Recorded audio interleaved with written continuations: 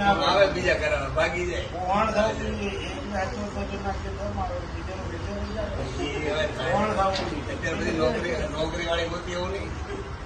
ચાલો એ ઘડી આનંદ ગમત સાથે પૂજા.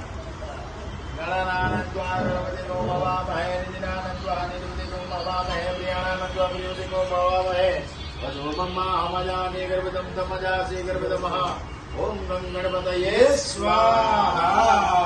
હવે જોતો રહો મારે. હા તમે બે માં તો પણ આવશે બે જણાઓમાં.